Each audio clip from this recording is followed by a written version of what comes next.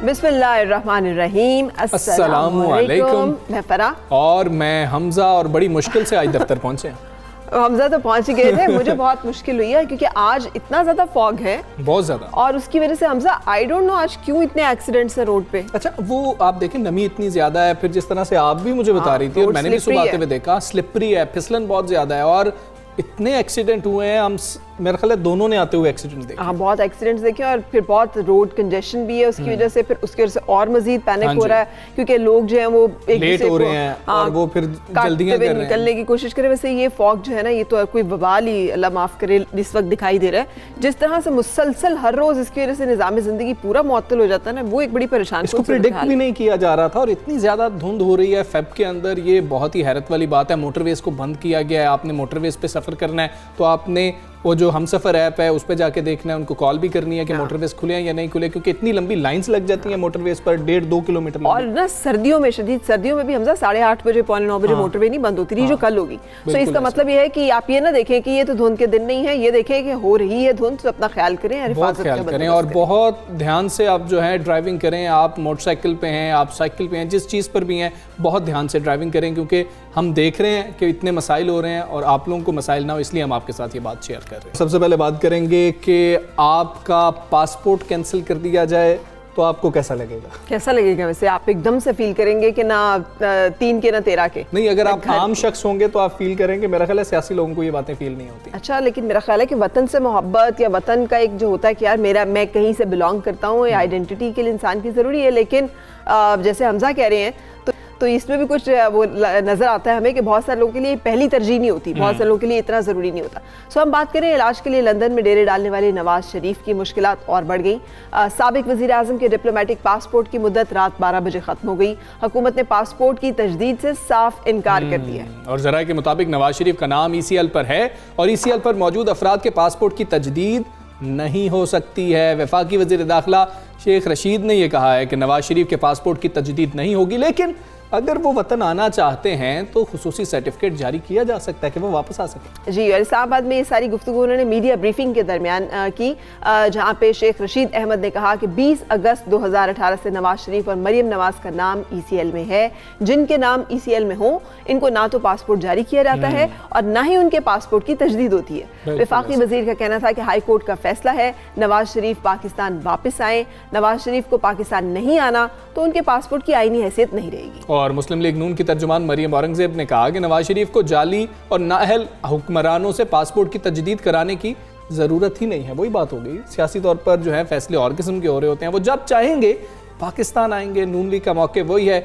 इसी हवाले से शेख रशीद अहमद साहब ने क्या कहा था, पहले आपको वो। नवाज शरीफ साहब के और पासपोर्ट का आज रात 12 बजे उनकी रिन्यूअलशिप ख़त्म हो रही है। अगर नवाज शरीफ साहब मुल्क में आना चाहें वापस, जो कि वो कभी नहीं ये सोच रखेंगे, सिर्फ ये प्रोग्रामों की हद तक बातें करेंगे, सो ETD जारी किया जा सकता है 72 घंटे के अंदर अंदर। नवाज शरीफ को पाकिस्तान आने से नहीं रोका जा रहा। वो लोग जो असम्बलियों पे लानत भेजते थे, जिसमें मौलाना फजलुर रहमान साहब भी शामिल हैं, आज वो असम्बलियों से वोट मांग रहे हैं। जो लोग ये कह रहे हैं कोई सरप्राइज हो जाएगा, कोई सरप्राइज नहीं होगा। इंशाअल्लाह ताला इमरान खान सेनेट इलेक्शन जीतेगा। और आसफ जरदारी वोटों की खरीदारी के में उन्होंने PhD की हुई है, लेकिन उनको मायूसी होगी। इलेक्शन के बाद 3 मार्च के बाद बहुत थोड़े दिनों बाद रमज़ान आ रहा है। सो PDM को कहूँगा, जहाँ आपने इतने फैसले बदले हैं, आप इस फैसले को भी रमज़ान के बाद ले जाएं। सो आहिस्ता आहिस्ता फिर आप मई जून जुलाई में चले जाएं, फिर आप कहें कि गर्मियां बहुत हैं और फिर आप वहाँ से मजीद आगे फिर से आगे से साल आगे आप ऐसी इलेक्शन की तैयारी करें, फिर आपको क्या ज़रूरत है। बिल्कुल सही। सो ये एक गुफ्तगू है जो कि हमारी वफाकी वज़ीर दाखिला ने फरमाई है। इसी वाले से हम बातचीत करेंगे माहिर कानून आज़म नज़ीर तारड़ साहब से। शुक्रिया तारड़ साहब वक्त देने के लिए। ये जो वफाकी वज़ीर दाखिला की गुफ्तगू है, आपने भी यकीनन समाअत फरमाई होगी। इसका लीगल हमें बताइएगा, ओपिनियन आपकी क्या है? क्या पासपोर्ट मनसूख किया गया है? क्या कानूनी तौर पर ऐसा किया जा सकता है? जैसे बता रहे हैं कि पासपोर्ट पासपोर्ट एक्सपायर हो गया है और उसको नहीं री इशू किया जाएगा, इस फैसले की कितनी कानूनी अहमियत है, कितना हिट कर सकता है नवाज शरीफ को? देखिए जी, पहली बात तो ये है कि मियां नवाज शरीफ इस मुल्क से जब गए हैं तो वो अदालती हुक्म पे गए और उसमें कैबिनेट का डिसीजन भी शामिल था। और जो मुझे याद पड़ता है, जो उनको लाहौर हाई कोर्ट ने जब परमिशन दी और उसकी रोशनी में कैबिनेट ने उनको क्लियर किया बाहर जाने के लिए, तो लाहौर हाई कोर्ट ने एक ऑर्डर पास किया जिसमें कुछ शराइत आयद की गई। उनमें शराइत में ये था कि वो तब तक वहाँ पे क़याम कर सकते हैं जब तक उनके तिब्बी माहिरीन ये चाहें, और उसके लिए उन्होंने कहा कि उनको पीरियडिकल मंथली रिपोर्ट्स जो हैं अपने इलाज की वो लाहौर हाई कोर्ट में जमा करवानी हैं।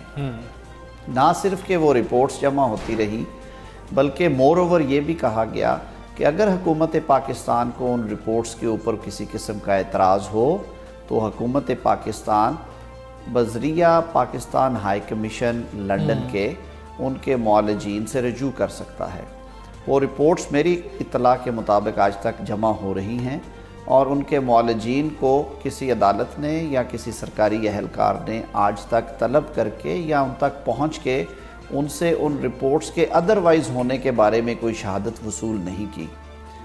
रही बात इस्लामाबाद हाई कोर्ट की प्रोसीडिंग्स की, तो वो क्योंकि कोर्ट प्रोसीडिंग्स हैं और उसमें उनको अपील में उन्होंने डिक्लेयर कर दिया है कि वो हाज़िर नहीं हो रहे और वो पीओ डिक्लेयर कर दिए गए हैं जी। तो ऐसी सूरत में भी पुरानी ये ऐसे नज़ायर मौजूद है, ख़ास तौर पे सियासी मुकदमा जात में, जैसे मोहतरमा बेनज़ीर भुट्टो को भी जब उनकी एब्सेंस में इश्तिहारी करार दिया गया था तो ना सिर्फ उनके मुकदमात अदालतों ने सुन लिए बल्कि केसेस रिमांड कर दिए कि उनकी कन्विक्शन ठीक नहीं है।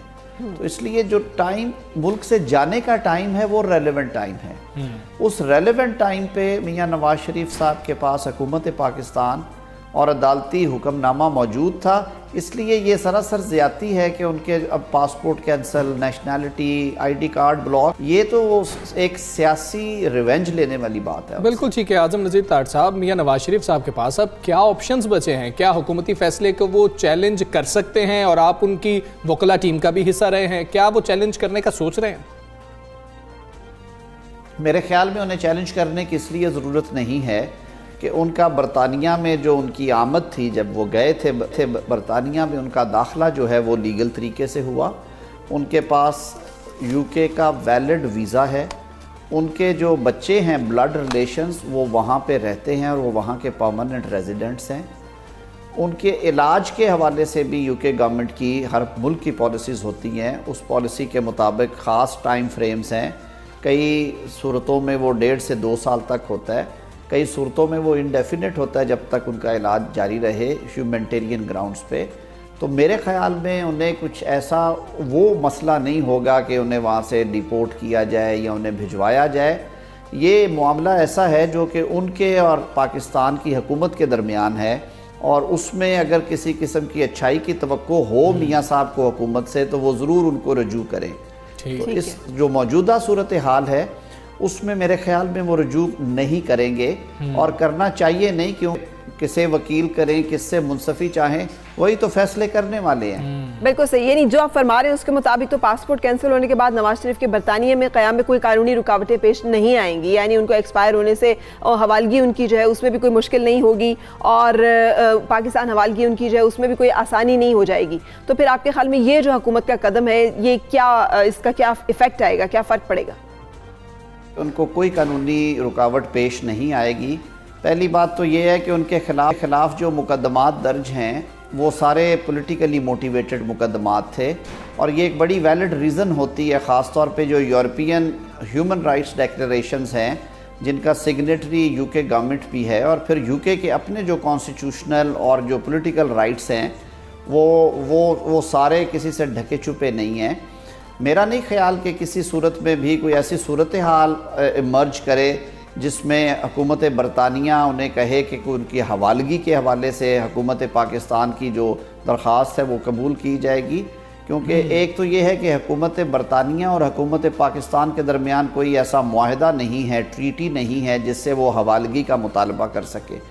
दूसरा, यूरोपियन गवर्नमेंट्स की ये पॉलिसी है कि वो इंश्योर करते हैं कि जो रिक्वेस्टिंग स्टेट है, जो कि तलब कर रही है अपने सब्जेक्ट को, सिटीज़न को जो ले जाना चाहती है उस मुल्क से, क्या वहाँ पे अदालतें नंबर 1 आज़ाद हैं? क्या वहाँ की हुकूमत जो है वो गैर जानिबदार है? अच्छा। क्या उस शख्स के वहाँ जाने की सूरत में उसके जो फंडामेंटल राइट्स हैं और उसके जो लीगल राइट्स हैं वो मिलिटेट तो नहीं होंगे?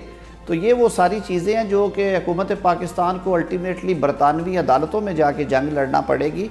मियाँ साहब को मेरा नहीं ख्याल कि इसमें कोई प्रॉब्लम आए, बिल्कुल उसमें कुछ फ़र्क नहीं पड़ता, वैलिड हो पासपोर्ट या इनवैलिड हो, उनका वहाँ पे स्टे, क्योंकि उनका जो एंट्री है ब्रिटेन में वो वैलिड पासपोर्ट पे और वैलिड वीज़ा पे है। अभी उनका वीज़ा जो है वो एक्सपायर नहीं हुआ।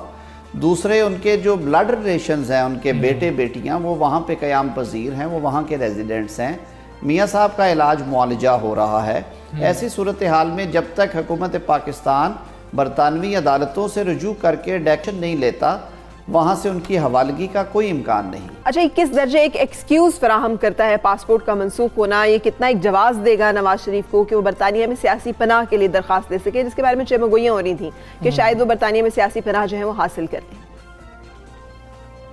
देखिए, ये मामला तो उनके लिए ओपन रहेगा। अगर कोई ऐसी सूरत हाल आई तो उनको शायद ये ऑप्शन अवेल करना पड़े। अच्छा। लेकिन मेरा नहीं ख्याल कि नौबत यहाँ तक पहुँचेगी। उनका वहाँ पे जो स्टेटस है वो लीगल है, नंबर 1। नंबर 2 ये है, जब तक उनके हेल्थ इश्यूज़ हैं और इलाज हो रहा है, इसकी ज़रूरत नहीं। और नंबर 3, जब तक वहाँ की अदालतें ये रिक्वायर नहीं करती और हुकूमत पाकिस्तान की किसी दस्त पे उनके अगेंस्ट फैसला नहीं आता, मेरे ख्याल में तब तक ऐसी सूरत हाल नहीं। बिल्कुल ठीक है तार साहब, आप नून लीग के मुख्तलिफ औकात में कानूनी जंग तो लड़ते रहे हैं। कुछ सेनेट की बात कर लेते हैं। अब आपको सेनेट का टिकट भी मिल गया है। सियासी जमातों के अंदर कुछ सेनेट के टिकट्स को लेकर बेचैनी है, कुछ एतराज़ात सामने आ रहे हैं, उसकी क्या वजह देखते हैं आप? देखिए जी, पहले तो मैं शुक्रिया अदा करता हूँ मियाँ नवाज शरीफ साहब का, मियाँ शहबाज शरीफ साहब का, जो मुस्लिम लीग नून की क़यादत है, उनका पार्लिमानी बोर्ड, कि मुझे पार्टी की आदत ने इंतखाब किया और इस लायक समझा कि मैं पार्टी की नुमाइंदगी करूं सेनेट में। दूसरी बात यह है कि पॉलिटिकल पार्टीज़ में टिकट्स के हसूल के लिए ये छोटे मोटे मामलात जो हैं ये चलते रहते हैं। रही बात मेरे वाले केस की, तो मैं सच्ची बात है कि मैंने I never aspired for it. ये पार्टी का डिसीजन था कि मैं टेक्नोक्रेट की सीट पे अप्लाई करूं और इसी वजह से उन्होंने, जब मेरी एप्लीकेशन गई, ये ग्रांट कर दी। बाकी ये टिकट्स की तकसीम पार्लिमानी बोर्ड का मामला होता है, उनको ज़्यादा बेहतर पता है कि उन्होंने किस उम्मीदवार को नामजद करना है और किस को नेक्स्ट इलेक्शंस के लिए तैयार करना है। बिल्कुल। वज़ीर आला पंजाब उस्मान बुज़दार साहब का बयान सामने आया, उन्होंने कहा कि सेनेट इंतखाबात में अपोजिशन को सरप्राइज़ देंगे, तो क्या आप सरप्राइज़ के लिए तैयार हैं? देखिए जी, सियासत में ये जंग जारी रहती है, लेकिन वज़ीर आला साहब एक रिस्पॉन्सिबल सियासतदान हैं और वो चीफ़ एग्जेक्टिव हैं पंजाब के। एक तरफ उनकी हुकूमत सुप्रीम कोर्ट में बार बार ये शोर मचा रही है कि ओपन बैलेट कराया जाए और करप्ट प्रैक्टिसेस रोकने के लिए हुक्म दिया जाए, और हम भी कोशिश कर रहे हैं। ऐसे माहौल में उस्मान बुज़दार साहब का ये बयान कि सरप्राइज़ दिया जाएगा, जैसे कि सादिक संजरानी साहब के केस में दिया गया था, ये बड़ा मानी खेज़ है। और मैं समझता हूँ कि ये हुकूमत के अपने बयानिए की नफ़ी है। ये बड़ा अनफॉर्चुनेट और बड़ी बदकिस्मती है कि इतने जो रिस्पॉन्सिबल रहनुमा हैं जो कि पंजाब को लीड कर रहे हैं, अगर वो इस तरह की गुफ्तगू करेंगे तो उनकी जमात का बयानिया कहाँ जाएगा कि वो सेनेट इंतखाबात को शफाफ रखना चाहते हैं और इसमें किसी किस्म की करप्टसेस को हम नहीं चलने देंगे। तो मेरी नज़र में तो ये बड़ी गैर जिम्मेदाराना बात है। बिल्कुल ठीक है। आज़म नज़ीर तार साहब, बहुत शुक्रिया आपका। सुबह सवेरे पाकिस्तान से आप बात कर रहे थे। सुबह सवेरे पाकिस्तान, सुबह सवेरे पाकिस्तान। कल पूरी स्क्रीन्स जो हैं वो हल्का PS 88 कराची के ज़िमनी इंतखाबात का मार्का जो है वो दिखा रही थी, जो कि पीपल्स पार्टी के नाम रहा। पाकिस्तान पीपल्स पार्टी के उम्मीदवार मोहम्मद यूसुफ बलोच ने भारी अक्सरियत से फतह अपने नाम की। इससे पहले दिन भर PTI और पाकिस्तान पीपल्स पार्टी के कारकुनों में तसादुम होता रहा।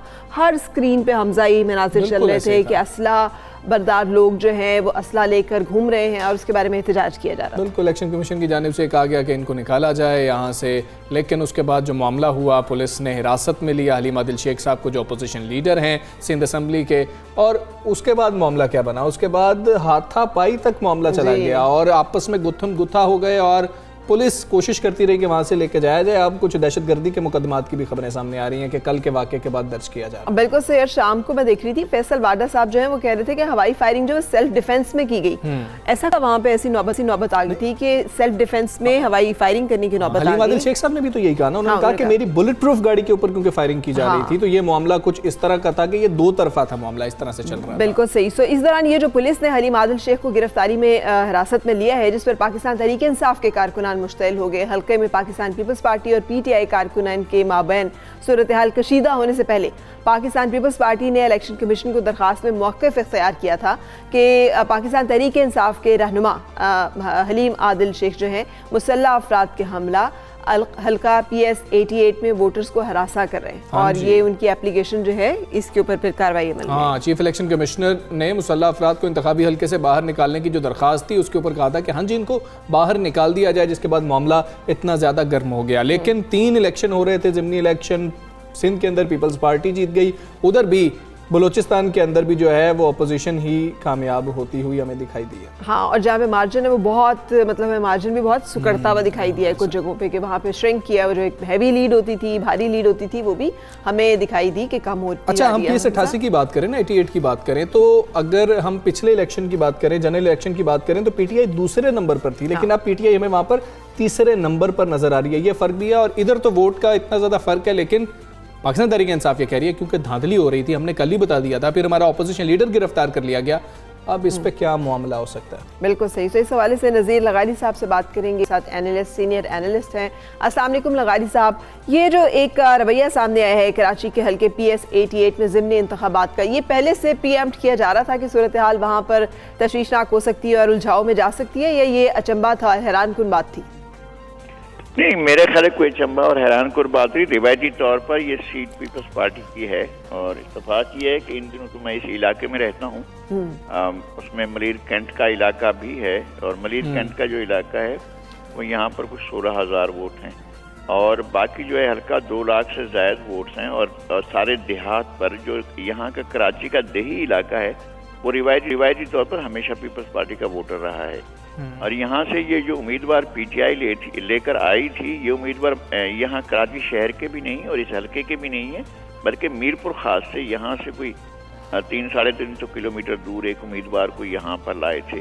जहाँ पर एक और इलेक्शन हो रहा था उस इलाके से ही आए थे, मीरपुर खास और सांगड़ के दरमियान का इलाका है, पर यहाँ का उनका कोई अपना बैकग्राउंड भी नहीं था।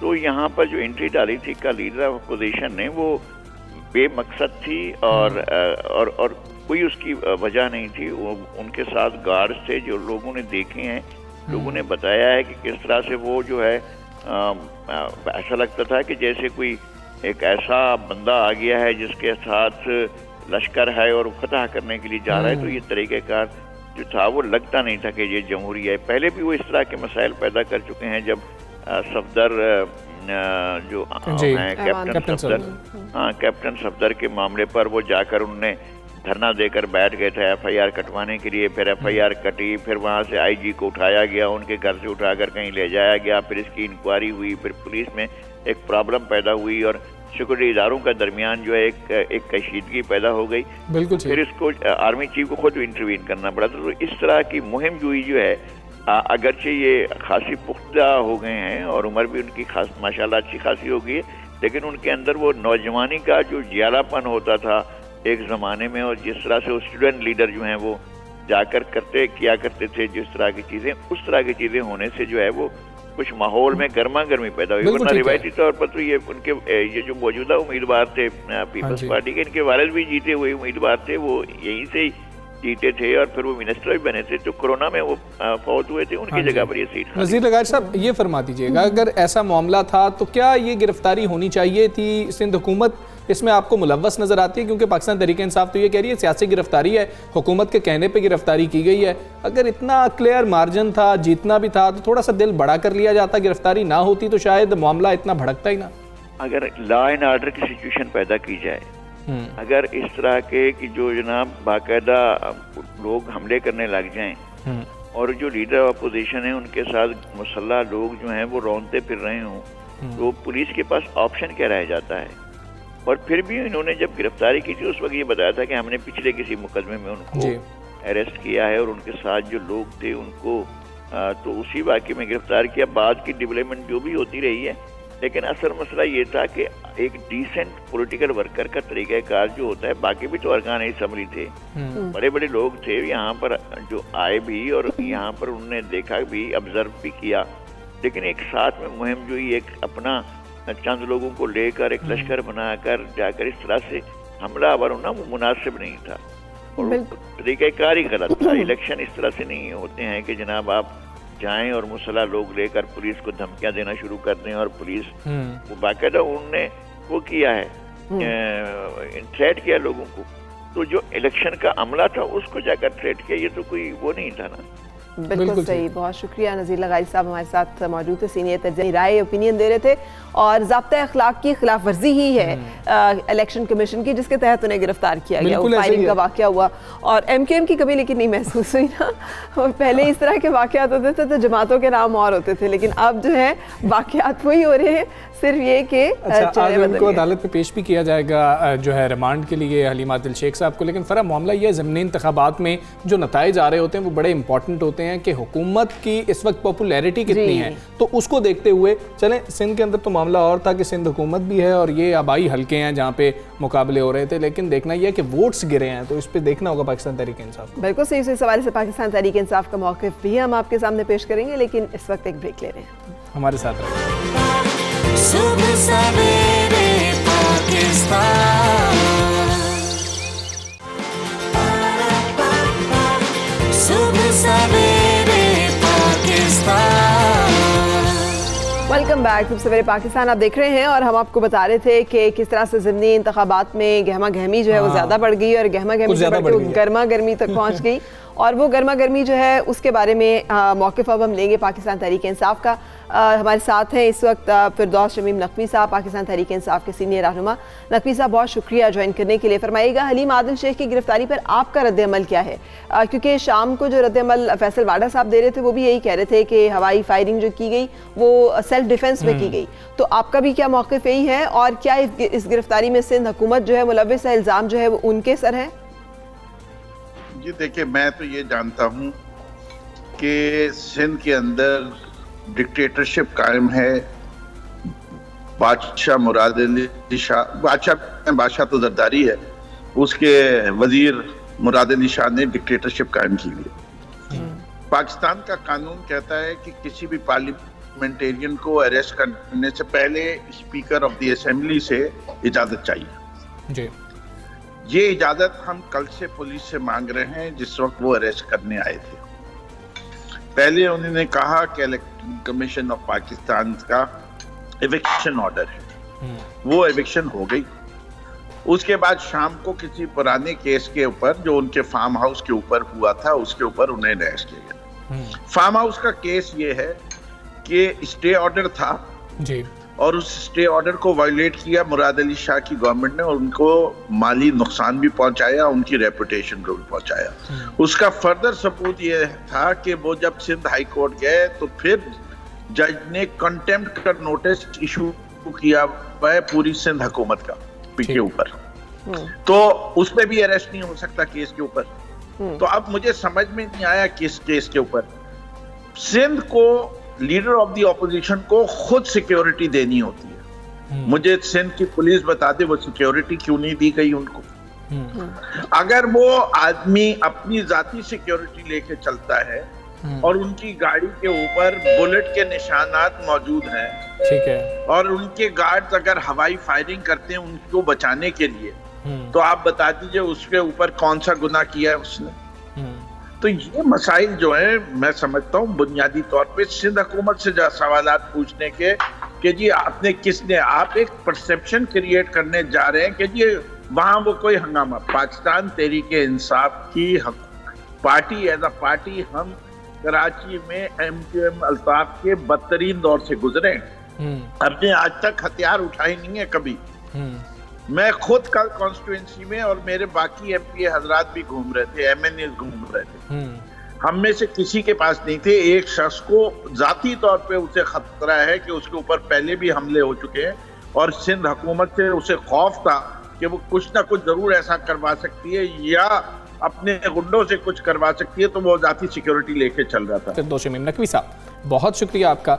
आगे चलेंगे फ़र्क। कराची में एक और मामला भी होने वाला है, क्योंकि PSL शुरू हो रहा है तो ट्रैफिक रूट्स का आवाम को पता होना बहुत ज़रूरी है कि उनको किस सड़क पे जाना है, किस सड़क पे नहीं जाना, ऑल्टरनेट रूट्स क्या हैं, ये बहुत ज़्यादा ज़रूरी है और उसी बारे में हमने आज आगाही देनी है। क्योंकि ट्रैफिक का ज़हाम कराची के रहने वालों से पूछे कोई कि ट्रैफिक जैम्स किसे कहते हैं, और ये जो ट्रैफिक का सर्कस है इसमें कैसे घंटे, कैसे जो है इंसान का वक्त जो है वो ज़ाया होता है, बर्बाद होता है। अब जबकि एक बहुत अच्छा इवेंट जो है उसका आगाज़ होने जा रहा है और हम उसके बारे में बड़ी एक्साइटेड हैं, तो आपको इल्म होना चाहिए कि कौन से रास्ते पर नहीं जाना है ताकि आप अपना वक्त भी बचा सकें और कोफ्त से भी बच सकें। सो इस हवाले से हम अपने नुमाइंदे से बात करें, फयाज यूनुस, जो कि मौजूद हैं इस वक्त और हमें अपडेट करेंगे ट्रैफिक पुलिस की तरफ से जो भी प्लान है ट्रैफिक का PSL को लेके।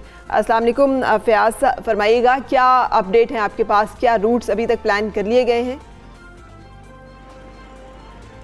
वालेकुम सलाम। देखिए जी, बिल्कुल कराची ट्रैफिक पुलिस ने जो है सिक्योरिटी प्लान के साथ साथ जो रूट प्लान तैयार कर लिया गया है। 20 फरवरी से लेकर 7 मार्च तक जो है नेचर स्टेडियम में जो है PSL के मैचेस खेले जाएंगे, जिसके लिए जो है ट्रैफिक पुलिस ने एक प्लान तैयार किया गया है कि जैसे ही जो क्रिकेट टीम नेशनल स्टेडियम की तरफ आएगी तो जो शारे फैसल से होता हुआ जो कारसास रोड है इसको सिर्फ 2 मिनट के लिए बंद कर दिया जाएगा। जैसे ही टीम नेशनल स्टेडियम के अंदर दाखिल होगी तो शारे फैसल, PIDC और नेशनल स्टेडियम की जो एतराफ की सड़कें हैं उसको खोल दिया जाएगा। सिर्फ इस बार जो है सिर्फ एक पुल जो कारसास फ्लाईओवर कहलाता है जो नेशनल स्टेडियम के बिल्कुल सामने है, सिर्फ इसको बंद रखा जाएगा सिक्योरिटी खदशात के पेश नज़र। और एक शाह सुलेमान रोड जो बिल्कुल नेशनल स्टेडियम के साथ से गुजरता है उसको बंद किया जाएगा। ट्रैफिक पुलिस हुकाम का कहना है कि जो ट्रैक शारे फैसल से कारसास की तरफ आता है इसको आम ट्रैफिक के लिए खोला जाएगा। सिर्फ हैवी ट्रैफिक जिसमें डंपर, लोडर और दीगर गाड़ियां हैं, मिनी बसेस हैं, उनको आने की इजाज़त नहीं होगी। मोटरसाइकिल सवार, छोटी गाड़ियों में और रक्षों को यहाँ से गुजरने की इजाज़त दी जाएगी। अगर हम बात करें जो ट्रैक ढालमिया से नेशनल स्टेडियम की तरफ जाता है उसको भी आम ट्रैफिक के लिए खुला रखा जाएगा ताकि जो लोग नेशनल स्टेडियम की तरफ से जाते हुए अस्पताल जाना चाहते हैं वो बआसानी अपनी मंजिल की तरफ पहुँच सके। ट्रैफिक पुलिस का कहना है कि जो ट्रैक लियाकताबाद की तरफ से न्यू टाउन से होता हुआ नेशनल स्टेडियम की तरफ जाता है उसको डायवर्जन दी जाएगी ताकि जो लोग हैं वो डायवर्जन से होते हुए जो है हैदराबाद और तारिक रोड की तरफ से शारे फैसल ज्वाइन कर सकते हैं, नहीं तो शारे पाकिस्तान की तरफ वो डायवर्जन दी जाएगी। ट्रैफिक पुलिस के 1100 एहलकारों को इन तमाम तर पॉइंट्स पर तैनात किया जाएगा ताकि कराची के जो शहरी हैं वो ट्रैफिक जैम की मुश्किलात से बच सकें। ट्रैफिक पुलिस ने शहरियों से ये भी अपील की है कि अगर वो गुलशन की तरफ से जो है सदर की तरफ जाना चाहते हैं तो वो 2 ट्रैक इस्तेमाल कर सकते हैं। एक जो कराची की सबसे बड़ी शारा फैसल और दूसरा जो वो लियारी एक्सप्रेस वे को ज्वाइन कर सकते हैं ताकि ट्रैफिक की जो जैम है उससे वो बच सके। जी थैंक यू फयाज, बहुत शुक्रिया। सुबह सवेरे पाकिस्तान, सुबह सवेरे पाकिस्तान।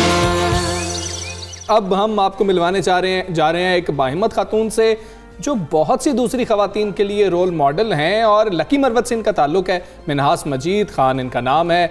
इस वक्त पेशावर यूनिवर्सिटी के इंटरनेशनल रिलेशन डिपार्टमेंट की चेयरपर्सन हैं, लेकिन बहुत सी खास बातें हैं इनके बारे में। और वो खास बातें यकीनी तौर पर आप समझ ही सकते हैं कि एक खातून होकर, एक तो लकी मरमत हमने आपको बताया, इसका मतलब है कि एक ऐसा इलाका है जहाँ खवातीन की तालीम का इतना रुझान नहीं है। खवातीन इतनी ज़्यादा जो है तालीम कम ही है, गिनी चुनी खवातीन होंगी जो कि डिग्री आला तालीम हासिल करती हैं। लेकिन शादी के 16 साल के बाद अगर हम आपको बताएं कि उन्होंने PhD की डिग्री हासिल की तो आप अंदाज़ा लगा सकते हैं कि एक रिवायती ख़ानदान से ताल्लुक़ रखने वाली लड़की जिसकी मैट्रिक में शादी कर दी गई हो, लेकिन फिर उसके बाद वो 16 साल के बाद उसको अपनी डिग्री PhD की मुकम्मल करे। यानी इनके बारे में भी पता चला है कि जब इन्होंने FSC में FA में एनरोल किया तो इनका बेटा भी FSC के पेपर जो इनके साथ दे रहा था। माँ बेटे जो दोनों बैचमेट्स हो सकते हैं। बच्चों की परवरिश करने के बाद जो अपना ख्वाब था उसको पूरा किया और फैमिली ने बहुत ज़्यादा सपोर्ट किया होगा, हस्बैंड ने सपोर्ट किया होगा, ससुराल ने कितना सपोर्ट किया तो हमें वही बताएंगी। तो उनसे ही बात कर लेते हैं। हमारे साथ मौजूद है मिनहास खान साहिबा, मिनहास साहिबा, प्रोफेसर साहिबा, बहुत शुक्रिया आपका सुबह सवेरे पाकिस्तान के लिए आपने वक्त निकाला। इतनी इंस्पायरिंग स्टोरी, क्या ये बहुत आसान था? शुक्रिया, आपने मुझे अपने प्रोग्राम में शरीक किया। मैं बार बार यही कहती हूँ कि आसान कोई भी चीज़ नहीं होती है। सफ़र कोई आसान नहीं होता, चाहे वो तालीमी सफ़र हो, चाहे वो प्रोफेशनल सफ़र हो। तो मेरे लिए भी ये आसान नहीं था। आपको कहीं ना कहीं पे बैरियर्स और हर्डल्स का सामना करना पड़ता है। फैमिली का तो जैसे आपने बताया कंप्लीट सपोर्ट था। जो बाकी फैमिली मेम्बर्स थे तो वो दे वर नॉट अप्रूविंग इट के आपको क्या ज़रूरत है पढ़ने की। लेकिन शौक़ भी था मेरा और सपोर्ट भी थी चूँकि, और माशाल्लाह बच्चे भी काफ़ी लाइक थे अपने स्कूल में। तकरीबन आपको पता है कि सरकारी नौकर की तनख्वाह कितनी होती है। बच्चे अच्छे स्कूलों में पढ़े हैं लेकिन उन्होंने सारा स्कॉलरशिप पे पढ़ा है। ये मेरे लिए और मेरे हस्बैंड के लिए बहुत फ़ख्र की बात थी कि बच्चों ने भी स्कॉलरशिप पे पढ़ा। तो वो एक तरह से मेरे लिए काफ़ी खुशी का बायस था। और इसी वजह से मुझे जब मेरे हस्बैंड ने कहा कि आप तालीम शुरू करें, तो बेटा जब 11वीं में FSC कर रहा था, जब एग्ज़ाम दे रहा था, तो मैंने FA कर लिया और उसके बाद फिर ये सफ़र शुरू हो गया। लेकिन वही मैं कहूँगी कि फैमिली सपोर्ट तो है, लेकिन आप जब बाहर निकलते हैं, एक औरत जब बाहर निकलती है तो उसके लिए माशरे में बहुत सी रुकावटें होती हैं और उन रुकावटों का मुकाबला आपने कैसे करना है, ये सारा जो है आपके ऊपर मुनहसर है कि आप लड़ते हैं, आप डिप्लोमेसी से अपने लिए एक मकाम बनाते हैं। तो ये चीज़ें मैं कहूँगी कि मैंने तालीम के बाद और ख़ासकर जब इंटरनेशनल रिलेशंस में मैंने एडमिशन लिया, MA किया और उसी में मैंने पढ़ाना भी शुरू किया और PhD भी कर ली, तो उससे मुझे काफ़ी फ़ायदा मिला। ठीक है, अच्छा बताइएगा प्रोफेसर साहिबा के लड़के जगह बनाई कि डिप्लोमेसी से जगह बनाई, और दूसरा ये भी कि जब आप सपोर्ट का मतलब क्या है, क्या आपकी घरेलू जिम्मेदारियों में कोई तखफीफ हो गई थी कि आपको खाना नहीं बनाना पड़ता था या घर के कामों से रियायत मिल जाती थी जब आप पढ़ रही थी, आपने अपना तालीमी सिलसिला जारी रखा या बैक वक्त दोनों जिम्मेदारियों को निभाना पड़ा?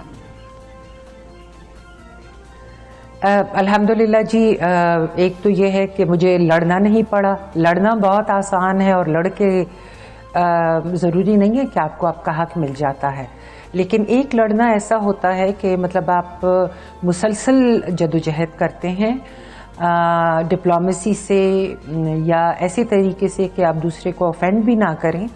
हाँ, मैं ये कहूँगी कि बाज़ दफ़ा ऐसे प्रोफेशनल लाइफ में ऐसे मौक़े आए कि मुझे अपने लिए स्टैंड लेना पड़ा, तो वो मैं करती रही हूँ। लेकिन अल्हम्दुलिल्लाह लड़के मैंने अपने लिए मकाम नहीं बनाया। सारा जो था मेहनत से किया है। इसमें मेरे कुछ सीनियर प्रोफेसर हजरात जो थे उनकी भी बड़ी सपोर्ट शामिल थी, उन्होंने भी मुझे बड़ा सपोर्ट किया। फिर मेरे यंगर कलीग्स थे जो मेरे बच्चों के बराबर हैं, तो वो बड़े सपोर्टिव थे। और अभी आपने कहा कि मैं चेयरपर्सन हूँ डिपार्टमेंट ऑफ इंटरनेशनल रिलेशंस की, तो अभी तो नहीं हूँ, मैं अपना टेन्योर पूरा कर चुकी हूँ। जब मैं HOD थी तो उमूमन यही होता है कि जो चेयरपर्सन होता है वो एक तरफ होता है और बाकी उसके जो कलीग्स होते हैं वो दूसरी तरफ होते हैं। मेरे टाइम पे मैं ये कहूँगी कि अल्हम्दुलिल्लाह मेरे सारे कलीग्स जो थे, चाहे वो मुझसे सीनियर थे या जूनियर थे, हम लोगों ने एक ऐसा वर्क एनवायरनमेंट बनाया कि जिससे ना सिर्फ हमारा काम स्मूथली चला बल्कि स्टूडेंट्स को भी उससे फ़ायदा हुआ। और सिर्फ कलीग ही नहीं, मैं आपको ये जो ऑफिस स्टाफ होता है मैं उनका भी कहूँगी कि उनकी भी बड़ी कोऑपरेशन थी। बिल्कुल ठीक है प्रोफेसर साहिबा, में बहुत एक लीडर के लिए। जी ठीक है प्रोफेसर साहिबा, इतनी देर दूर रहना पढ़ाई से, फिर वापस उसको कंटिन्यू करना, ये तो बहुत ही मुश्किल काम है। सब कुछ आप भूल गए होते हैं। हमें अपनी पिछली क्लासेस का भी भूल जाता था कि अच्छा पिछली क्लास में क्या पढ़ा था। ये मरहला कितना ज़्यादा मुश्किल था। और वो बच्चियाँ जो घरों में बैठी हैं, जो अपनी तालीम छोड़ देती हैं शादी की वजह से, उनको आप क्या मैसेज देना चाहेंगे? मुश्किल इस तरह से नहीं था कि मेरे एक मिशनरी स्कूल में हमें जो हमारे प्रिंसिपल थे फादर जॉन क्लावर, तो वो हमेशा हम स्टूडेंट्स को, और ख़ासकर चूँकि बहुत कंजर्वेटिव माहौल है, तो बहुत इनकरेज करते थे, हमें बुक्स देते थे, बताते थे। तो आई थिंक वो चीज़ें 10वीं के बाद मेरे दिमाग में थी, जिसकी वजह से आगे मुझे कोई मसला नहीं हुआ। लड़कियों का मैं ये कहूँगी, अब जैसे कि आपने कहा कि मैं लकी मारवत से ताल्लुक़ रखती हूँ, जो कि बहुत बैकवर्ड इलाका है, ना वहाँ पे कोई डेवलपमेंट हो रही है। मतलब एजुकेशन कॉलेजेस हैं, लेकिन अभी यूनिवर्सिटी भी बनी है, लेकिन वहाँ पे कोई जाना जो एजुकेटेड लॉट है वो नहीं जाना चाहता। हम लोगों ने, मैंने और मेरे हस्बैंड ने, हम लोगों ने अपनी रूट्स रखी हुई हैं, वहाँ पे जाते हैं। मेरे इस तालीम का जो सफ़र था, उससे मुझे एक खुशी, जो बहुत ज़्यादा खुशी है, वो ये है कि हमारे गांव के और हमारे रिश्तेदारों की बच्चियाँ जिनको वालिदैन पहले 10वीं तक नहीं छोड़ते थे, अब माशाल्लाह से वो बोर्डिंग्स में हैं, यूनिवर्सिटीज़ में वो एजुकेशन हासिल कर रही हैं, मास्टर्स कर रही हैं, लॉयर्स बन गई हैं। तो ये एक तरह से मेरे लिए खुशी का मकाम है कि मैं उनके लिए as a source of inspiration बनी। और ये देखें कि वो बच्चियाँ कितने लोगों के लिए, बाकी बच्चियों के लिए इंस्पिरेशन बनेंगी। तो इसी तरह से एक माइनॉरिटी जो होती है वो मेजॉरिटी बनती है। और यही पैगाम यहाँ पे जो जैसे हमारे स्टूडेंट्स होते हैं, बाज़ दफ़ा बहुत ही बैकवर्ड इलाके से आते हैं, तो उनकी हम लोग ख़ास कर ये ग्रूमिंग करते हैं कि वो यहाँ पे रहते हुए अपने आप को इतना इस काबिल बनाएं ताकि उनके पेरेंट्स उनके ऊपर फ़ख्र महसूस कर सकें, और वो अपने बाकी बहन भाइयों या कज़न्स के लिए या इलाके की लड़कियों के लिए एक मिसाल बने। बिल्कुल। तो सफ़र जी, बच्चों को कैसा लगता है आपको? अब अम्मा PhD हैं। बच्चों को जी बहुत अच्छा लगता है, फ़ख्र भी महसूस करते हैं। PhD के बाद, PhD चूँकि मैं डिग्री अवॉर्डिंग यूनिवर्सिटी मेरी पेशावर है, लेकिन चूँकि मेरा रिसर्च टॉपिक ऐसा था कि उसके ऊपर पाकिस्तान में किसी ने रिसर्च नहीं किया था, तो उसके लिए मुझे जगह जगह ईमेल करके और वो हेल्प और किताबों का पूछने के लिए डिफरेंट यूनिवर्सिटीज़ में प्रोफेसर्स को लिख रही थी। तो उसका एक फ़ायदा ये हुआ कि जॉर्ज टाउन यूनिवर्सिटी से प्रोफेसर जॉन एस्पोसिटो ने मुझे फेलोशिप ऑफ़र की। फिर मैंने PhD का रिसर्च जॉर्ज टाउन में किया। अच्छा। और उसके बाद ये था कि पोस्ट डॉक मैंने किया एक institute of strategic studies Islamabad से, और एक मैंने किया अमेरिका से centre for women faith and leadership, जो कि एसोसिएटेड था यूनिवर्सिटी वहाँ पे एक थी, तो उनके साथ पेपरडीन यूनिवर्सिटी, उनके साथ फिर मैंने एक पोस्ट डॉक किया। जो पहली पोस्ट डॉक थी मेरी ये इस्लामाबाद में, वो एक किताब की शक्ल में छप चुकी है, और दूसरी जो पोस्ट डॉक रिसर्च थी वो भी पब्लिश हो चुकी है। बिल्कुल जी, माशाल्लाह। प्रोफेसर डॉक्टर मिनहास मजीद खान साहिबा, बहुत शुक्रिया आपका। सुबह सवेरे पाकिस्तान की आप मेहमान, आप हमसे बात कर रही थी, अपनी स्टोरी हमारे साथ शेयर कर रही थी। क्या बात है फ़र्क। और ख़वातीन को एक लगना शुरू हो जाता है जब बच्चे बड़े हो जाते हैं कि अब क्या ज़िंदगी में करना है, उनके कोई गोल टारगेट नहीं रह जाता।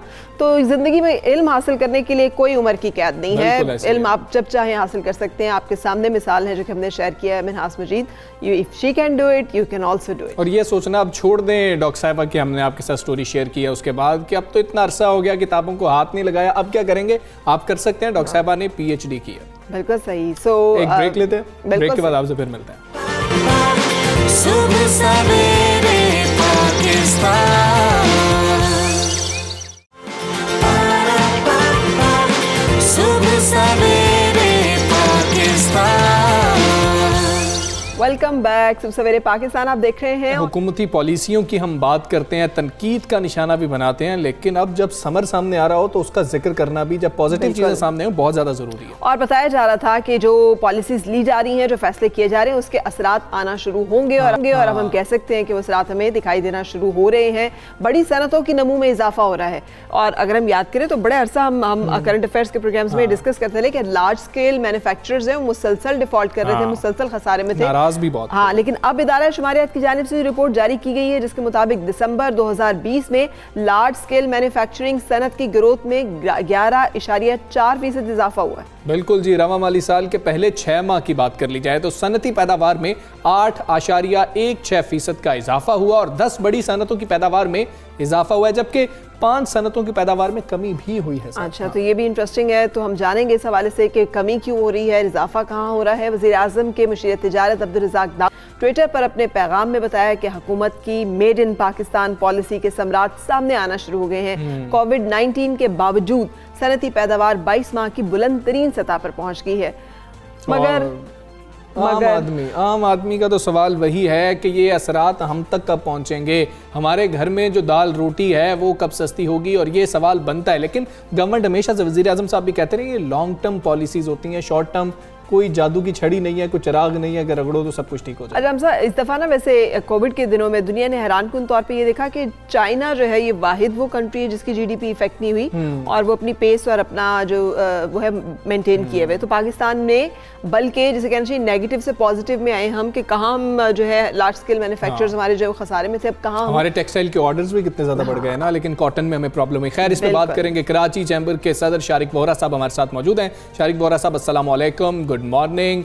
बड़ी सनतों की ग्रोथ में इजाफा हो रहा है, ये क्लेम किया जा रहा है, बरामदात और तरसीलात ज़र भी बढ़ रही हैं। क्या हुकूमत के मुआशी तरक्की के जो दावे हैं वो बिल्कुल दुरुस्त हैं? आप क्या देख रहे हैं? बिस्मिल्लाहिर्रहमानिर्रहीम।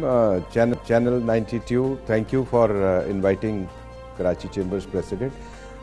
हुकूमती दावे तो शायद सही टर्मिनोलॉजी नहीं होगा, मेरे ख्याल में जो स्टैटिस्टिकल फैक्ट्स हैं वो ये बता रहे हैं कि वाकई हुकूमत ने जो पॉलिसीज़ पिछले 1 साल में कोविड का जो पहला स्पेल था उसके बाद जो हुकूमत ने अपनी इकनॉमिक पॉलिसीज़ को रीशेप किया, रीऑर्गेनाइज़ किया, तो उसके बाद डेफिनेटली पाकिस्तान की जो लार्ज स्केल मैन्युफैक्चरिंग है उसमें एक बहुत बड़ा इजाफा देखा गया।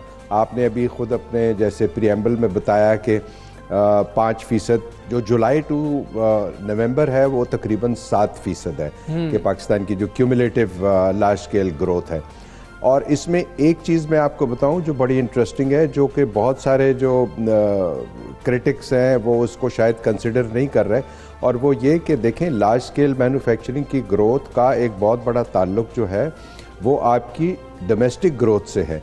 इसका ये मतलब है कि पाकिस्तान में जो डोमेस्टिक मार्केट है वो उसका कंजम्पशन लेवल भी बढ़ रहा है, जिसकी वजह से हमको लार्ज स्केल मैन्युफैक्चरिंग में एक इजाफा नज़र आ रहा है। और अब आप ये देखें कि जब ये 1.5% की ग्रोथ की बात हो रही है, हाँ जी, और अगर अल्लाह करेगा कि पाकिस्तान ऐसे वक्त में जब 5 से 6% इंशाल्लाह ग्रो करेगा जीडीपी उसका, तो अंदाज़ा कीजिए कि लार्ज स्केल मैन्युफैक्चरिंग का अभी कितना बड़ा पोटेंशियल इज स्टिल अवेटेड। बिल्कुल। तो ये जो ग्रोथ हो रही है लार्ज स्केल मैन्युफैक्चरिंग की, ये मैं समझता हूँ कि अभी बिल्कुल एक छोटा सा इंडिकेटर है, और जो आने वाला वक्त है मैं उसको ये देख रहा हूँ कि ये लार्ज स्केल मैन्युफैक्चरिंग में एक बहुत बड़ा ग्रोथ आने वाला है इन टाइम्स टू कम। सर ये भी बताइएगा, पिछले दिनों ना कुछ मतलब हमने देखा कि मुख्तलिफ जो इंटरनेशनल इदारे हैं उन्होंने रेटिंग्स दी थी, ग्रोथ की प्रेडिक्शंस की थी। आप किस दर्जे मुत्तफिक हैं? क्योंकि जो आप ग्रोथ रेट बता रहे हैं ये तो बहुत अच्छा है, और इसके असरात जो हैं वो फिर आवाम को कब नज़र आएंगे कि अगर हमारा लार्ज स्केल मैन्युफैक्चरर्स हैं वहाँ पे हमें नज़र आ रहा है ग्रोथ है, तो वो ग्रोथ कब रिफ्लेक्ट करेगी महंगाई की खात्मे की सूरत में, बिजली के बिलों के रिलीफ की सूरत में और बाकी मुश्किलात के खात्मे में? ये बिल्कुल ठीक है एनालिसिस आपका कि इसका जो ट्रिकल डाउन इफेक्ट है वो गरीब आवाम तक कब आएगा, और वो जो निचले तबके के लोग हैं, जो मार्जिनलाइज सोसाइटी है, उसकी हालत ज़ार कब इम्प्रूव होगी।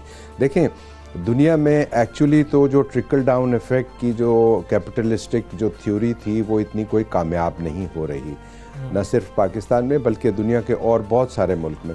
पाकिस्तान में एक खुश आइंद चीज़ ये है कि देखें, कोविड में जो दूसरे कौमें थीं उन्होंने और बामुकाबला जो पाकिस्तान की हुकूमत ने जो इस तरह गवर्नेंस का जो स्टाइल था, मैं समझता हूँ कि प्राइम मिनिस्टर इमरान खान ने एक बड़ा ब्रिलियंट काम किया। उन्होंने एक चांस लिया और उन्होंने टोटल लॉकडाउन नहीं किया और उन्होंने मुल्क की इंडस्ट्री को चलने दिया। एक्चुअली जो लार्ज स्केल मैन्युफैक्चरिंग के भी असरात आप देख रहे हैं अच्छे, वो भी इट इज़ बिकॉज के वो जो गवर्नमेंट की पॉलिसी थी वो बड़ी पॉजिटिव थी। स्टेट बैंक की पॉलिसी बड़ी पॉजिटिव थी। आप ये देखें कि एक ऐसे वक्त में पूरी दुनिया में अनएम्प्लॉयमेंट हो रहा था, ऐसे वक्त में पाकिस्तान के स्टेट बैंक ने इतना टाइमली डिसीजन लिया। देखें, किसी भी इकॉनमी में, किसी भी इंडस्ट्री बिजनेस में जो टाइम का डिसीजन है ना, वो इम्पॉर्टेंट है। स्टेट बैंक ने क्राइसिस में एक पैकेज दिया सैलरीज का, लोगों को अनएम्प्लॉय नहीं होने दिया। उन्होंने एक बड़ा ज़बरदस्त पैकेज दिया जिसमें लोगों को इंडस्ट्री लगाने का मौका मिल गया। और जो हमारी दूसरी नेबरिंग कंट्रीज़ थी, अनफॉर्चुनेटली हम खुश नहीं हैं कि वहाँ के लोग सफ़र कर रहे हैं, लेकिन उनकी पॉलिसीज़ जो थी वो नाकाम हुई, हमारी पॉलिसीज़ कामयाब हुई। अब आपका सवाल ये है कि वो महंगाई में कैसे कमी आएगी। और देखिए, महंगाई में कमी तब आएगी जब पाकिस्तान का इंडस्ट्रियल बेस और प्रोडक्शन बेस बढ़ेगा, जब चीज़ों की प्रोडक्शन में फरावानी आएगी। अनफॉर्चुनेटली पाकिस्तान पिछले कई सालों से एक ट्रेडिंग कंट्री बनकर रह गया था। अब जब इंडस्ट्री लगना शुरू हो जाएगी, प्रोडक्ट्स की फरावानी हो जाएगी, तो इंशाल्लाह ताला महंगाई में ऑटोमेटिकली कमी आएगी। एक सिर्फ जो डार्क पहलू है मैं समझता हूँ वो एग्रीकल्चर का है, कॉटन का है, वीट का है, शुगर केन का है। इसमें गवर्नमेंट का फेलियर ज़रूर है और ये अगर एड्रेस कर लें, एंड आई एम श्योर कि गवर्नमेंट इस पर काम कर रही है और बहुत जल्दी हम देखेंगे कि अनाउंसमेंट्स आएंगे। वंस हमारा agriculture sector starts performing well, तो इंशाल्लाह ताला महंगाई में डेफिनेटली बिल्कुल सही। अच्छा सर, एक और चीज़, एक तो आप कुछ बता रहे थे वो मुकम्मल कीजिएगा और ये भी फरमा दीजिएगा कि बहुत सारे लोगों का ये भी मानना है कि सब्सिडीज़ दी जाती हैं बहुत बड़ी सनतकारों को, और वो सब्सिडीज़ जो हैं उसका फ़ायदा अगर आवाम तक नहीं पहुंचता, तो फिर हुकूमत की भी जो कोशिश होती है कि लार्ज स्केल मैन्युफैक्चरर्स इंडस्ट्रीज़ काम करें, लोगों को रोज़गार मिले, उसके नतीजे में फिर एम्प्लॉयमेंट्स हो, खुशहाली हो, तरक्की हो। ये तमाम चीज़ों के लिए आप क्या सजेस्ट करेंगे फर्दर, और आप क्या देख रहे हैं कि इसको अचीव करने में कितना टाइम लगेगा, कितना, और क्या इस साल के आखिर में हम देख सकेंगे इन असरात और समरात को? ये बड़ा अच्छा आपने, it's a very very good question कि जो सब्सिडी और एसआरओ का कल्चर इस मुल्क में रहा है over a period of time. देखें, पाकिस्तान आईएमएफ में जाना शुरू हुआ था कोई 1958 में। 1958 से आज 2021 तक पाकिस्तान कोई 60-70 दफ़ा आईएमएफ के प्रोग्राम में जा चुका है, और ये नतीजा इसी चीज़ का है जिसकी आपने निशानदेही की कि हम लोग के हमारे मुल्क में सब्सिडी और एसआरओ का कल्चर है। और बहुत सारी बड़ी सनतें ऐसी हैं जो सिर्फ इसलिए कम्पेटिटिव हैं पाकिस्तान में, इसलिए सर्वाइव कर रही हैं कि उनको ऐसी सब्सिडी दी गई है वो जिसकी कॉस्ट बाकी छोटी सनत को देनी पड़ रही है। ये एक डार्क एरिया है और डेफिनेटली इस पर हुकूमत को काम करना चाहिए कि वो सनतों को जो आप सब्सिडी दे रहे हैं, इधर थ्रू गैस और पावर और थ्रू रेट ऑफ ड्यूटी, जिस तरह भी आप उसको सब्सिडाइज कर रहे हैं या कोई स्पेशल एसआरओस के ज़रिए उसको फ़ायदा पहुंचा रहे हैं, तो उसकी कॉस्ट पाकिस्तान का टैक्स पेयर दे रहा है, उसकी कॉस्ट पाकिस्तान का गरीब आदमी दे रहा है। तो ये बिल्कुल ठीक है कि जब सब्सिडी और एसआरओस का कल्चर ख़त्म होगा तो उसका भी महंगाई पर एक मस्बत असर पड़ेगा। बिल्कुल ठीक है। सदर कराची चैम्बर हमारे साथ मौजूद थे, शारिक वोरा साहब, बहुत शुक्रिया आपका। सुबह सवेरे पाकिस्तान, सुबह सवेरे पाकिस्तान। कॉफ़ी पीजिए। बिल्कुल ऐसा ही है। कॉफ़ी जो है ना, अब ये कॉफ़ी ये सिर्फ एक फैशन नहीं रह गया कि जी कॉफ़ी पीते हैं, बल्कि दिल के दौरे के खतरात को कम करने में भी मदद देती है। आप भी चौंक गए ना ये रिसर्च सुन के। ये अमेरिका के तिबी माहिरीन का कहना है जो मुख्तलिफ तहकीकात के बाद इस नतीजे पे पहुंचे हैं कि रोज़ाना 1 कप कॉफ़ी के इस्तेमाल से 5 से 12% तक हार्ट अटैक के खतरा जो है वो कम हो जाते हैं। और रोज़ाना कम से कम अगर आप 2 कप कॉफ़ी पीते हैं तो ये खतरा 30% तक कम हो जाता है। मुहक्किकीन का कहना है कि मुतदिल मिकदार में कॉफ़ी का इस्तेमाल शरियानों के अंदर इस नुकसानदेह कैल्शियम का इम्कान जो है वो कम करता है और जो अमराज़ कल्ब का बायस बनता है। इसी हवाले से ये मामला है, हमने रिसर्च पढ़ी, हम कॉफ़ी पीते भी हैं, इसलिए हमने सोचा कि पूछ लेना चाहिए कहीं हम ज़्यादा पी लें तो नई रिसर्च ना आ जाए कि ये मामला ऐसा 10 पी लें तो ये पता चले इमॉर्टल हो जाए, फिर कुछ हो ही नहीं सकता। लेकिन ऐसा नहीं है, एतदाल बहुत ज़रूरी है। सो इस हवाले से हम बात करेंगे। प्रोफेसर नुमान नसीर ने हमें ज्वाइन किया है। प्रोफेसर डॉक्टर नसीर कार्डियोलॉजिस्ट हैं। अस्सलाम वालेकुम डॉक्टर साहब, good morning. Good morning to you guys as well. We are all excited कि कॉफ़ी पिए और दिल के दौरे से बचे, तो आपके पास तो नहीं आना पड़ेगा फिर। सो इसमें ये कि इट्स गुड न्यूज़ कि इफ़ यू एंजॉय कॉफ़ी तो आप पीते रहें, it may be helpful because एक ऑब्जर्वेशनल स्टडी थी और इसमें जो कुछ तहकीक पहले भी आई हुई है जो सपोर्ट करती हैं, कुछ इस तरह की तहकीक आई हुई है जो न्यूट्रल पर्सपेक्टिव देती है कि कोई फ़र्क नहीं पड़ा। तो मैं अपने मरीज़ों को कॉफ़ी नहीं लिखूंगा हार्ट डिजीज़ प्रिवेंशन के लिए, बट अगर आप पीते हैं तो इट मे बी हेल्पफुल वाली चीज़ है। और जैसा कि आपने कहा म्याना रवि के साथ जो भी चीज़ लें दैट इज़ क्रूशल। तो 400 मिलीग्राम को एज लॉन्ग एज कैफ़ीन को अब एक्सीड ना करें। और एवरेज कप ऑफ कॉफ़ी में अराउंड 100 मिलीग्राम कैफ़ीन होती है। तो और ख़ासतौर पर एनर्जी ड्रिंक्स में तो 300 मिलीग्राम तक कैफ़ीन होती है। तो you have to be careful with that. तो अगर आप 400 मिलीग्राम तक जो कि 3 से 4 कप बनते हैं उसको एक्सीड नहीं करते तो I think it's safe for most people.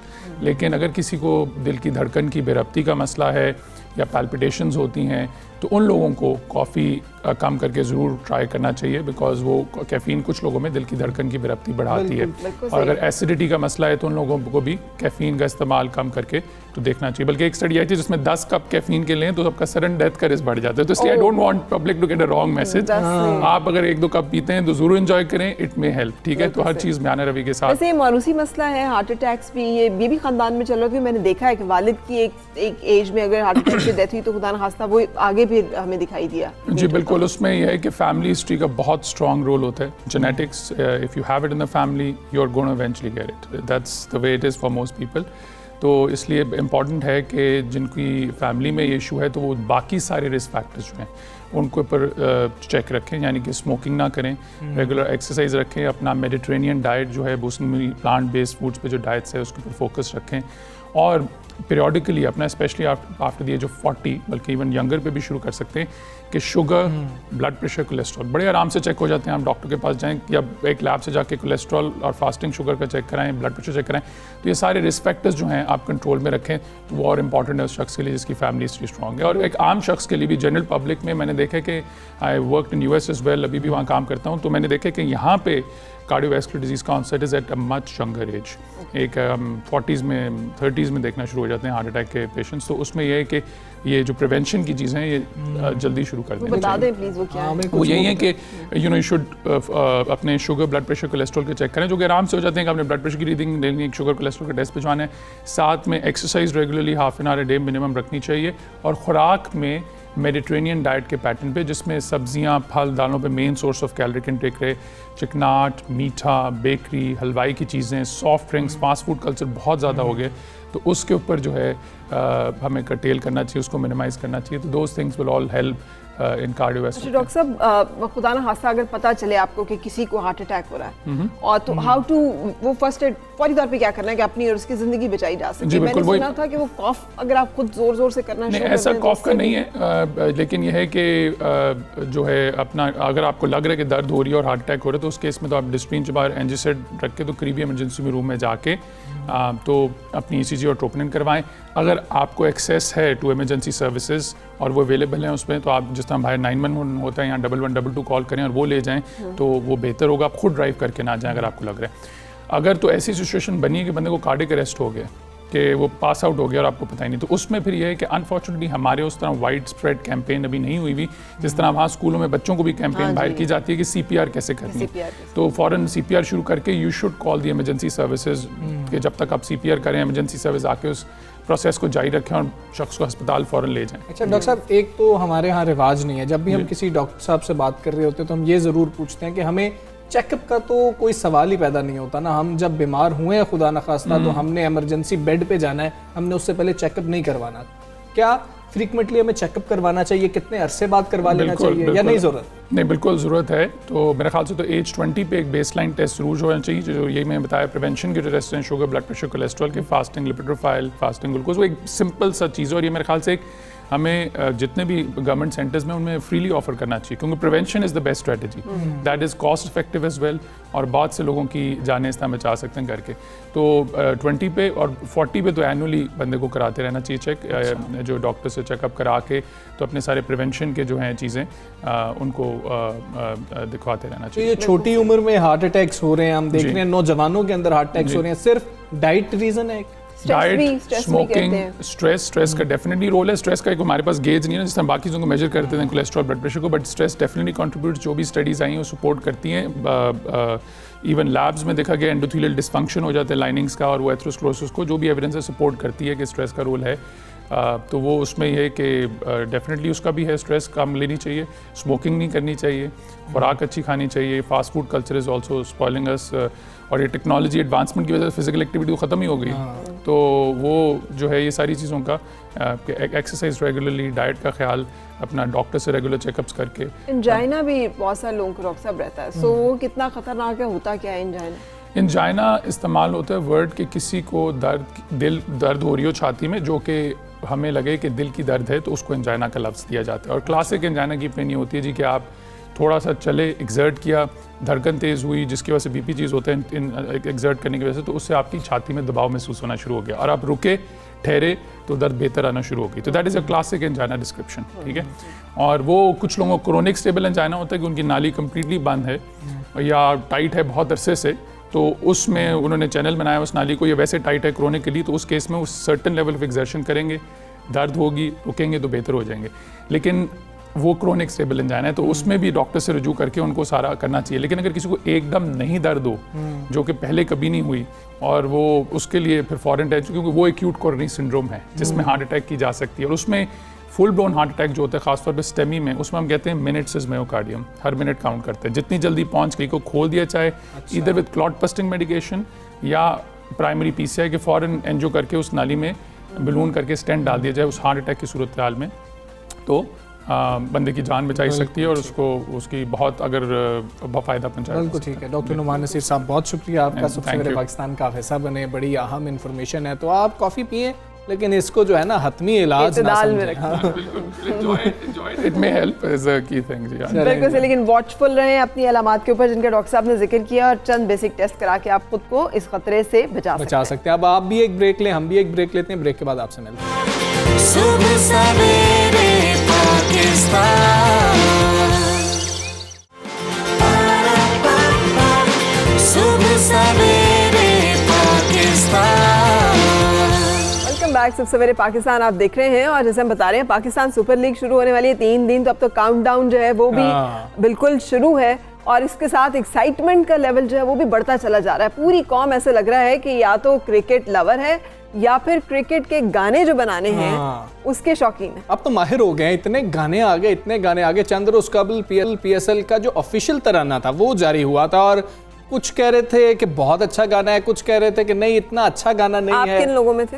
अच्छा, मैं गाने के लिहाज से, मैं सिर्फ गाने की बात करूं तो मुझे लगा कि क्रिकेट का गाना नहीं लग रहा था, मुझे उस गाने बनाने के ऊपर एतराज था। और मुझे जो सबसे अच्छा पार्ट लगा, मैं मतलब जब जिक्र किया लोगों ने कहा आपको नसीबोलाल पसंद नहीं आई, मैंने कहा मुझे सबसे अच्छा पार्ट भी नसीबोलाल साहिबा का ही लगा उसके अंदर। लेकिन वो अपनी एक राय है, आप राय रख सकते हैं। क्रिकेट मिसिंग थी, यानी आपको मुझे लगा कि क्रिकेट मिसिंग थी। तो अब वो आपको नहीं लगेगा, क्योंकि स्क्रीन पे इस वक्त आप गाना देख रहे हैं, ये पाकिस्तानी क्रिकेटर बिलाल आसिफ ने बनाया है। इसमें क्रिकेट ही क्रिकेट है और साथ म्यूजिक भी है, बहुत अच्छा, और हर टीम का उन्होंने इसके अंदर नाम लिया है। मैंने गाना सुना, मुझे बहुत अच्छा लगा, और मेरा फेवरेट जो गाना 3 वैसे अब तक मैं सुन चुका हूँ, ये तराना मेरा सबसे फेवरेट है। और ये मैं बड़ा साफ इसलिए कह रहा हूँ क्योंकि हर टीम का जिक्र किया और हर टीम के बारे में उन्होंने बताया। ये है PSL, ये भी बहुत मजे की। Very good. और इससे देखें कितना हमें पता चलता है कि मल्टी टैलेंटेड ना, कि क्रिकेटर तो है ही, लेकिन उसके साथ साथ सिंगर के तौर पर उन्होंने अपना गाना भी जारी किया। सो आई एम थिंकिंग कि बिलाल आसिफ क्रिकेटर ज्यादा अच्छे हैं कि सिंगर ज्यादा अच्छे हैं? ये हम फैसला नहीं करेंगे, हम कुछ भी कहेंगे तो वो बुरा मना सकते हैं, क्योंकि बिलाल हमारे साथ मौजूद हैं। बिल्कुल सही। Good morning Bilal, thank you for joining us. इतना जबरदस्त गाना आपका। सो मैं तो सोच में पड़ गई हूँ कि आप क्रिकेटर ज्यादा अच्छे हैं, गाना ज्यादा अच्छा गाया आपने। आपको कैसा लगा है? जी बिल्कुल, thank you so much for inviting me. जी मुझे भी जाहिर सी बात है कि बहुत अच्छा लगा गाना। जाहिर सी बात है कि पाकिस्तान की मोहब्बत दिल में है और उसी को मद्देनजर रखते हुए मैंने पाकिस्तान और PSL का ये जो एंथम लिखा हुआ तो बड़ा अच्छा रहा और बड़ा अच्छा रिस्पॉन्स रहा लोगों की तरफ से। बिल्कुल ठीक है बिलाल, आपको सियालकोट रीजन से हम फॉलो कर रहे हैं, आपको देख रहे हैं, आपकी गेम हमने देखी, लेकिन ये टैलेंट आपका हमने पहली बार देखा है। ये आइडिया आपको कैसे आया? क्या आपको ऑफिशियल तराना पसंद नहीं आया था कि आपने फैसला किया कि भाई मुझे भी अपना बनाना है, या पहले से काम जारी था? नहीं, ये मेरा 8-10 महीने से, 1 साल से तकरीबन ये मैंने लिखा हुआ था और उसके बाद आहिस्ता आहिस्ता इस चीज़ पे मैं वर्कआउट कर रहा था पहले से। और दूसरा ये कि जो PSL 6 का ऑफिशियल एंथम है वो भी बहुत अच्छा है और वो भी लोग बहुत पसंद कर रहे हैं। और ये मैंने एक एज ए कैरेक्टर आपको पता है कि थोड़ी सी एक कंट्रीब्यूट किया और एक थोड़ा सा आप कह लें कि छोटा सा एक गिफ्ट PSL फैंस के लिए। और मैंने ये सोचा हुआ था पहले से कि यार मैं एक एंथम बनाऊंगा पाकिस्तान के लिए। बिल्कुल ठीक है, वी आर ऑल एक्साइटेड। जी बिलाल, आप बता रहे थे हमें कि आपने पहले से ही तैयारी कर रखी थी, तो यही टाइमिंग थी आपने जिस पे लॉन्च करना था, और दूसरा आपने लिखा भी खुद, ये तो एक और टैलेंट आपका सामने आ गया।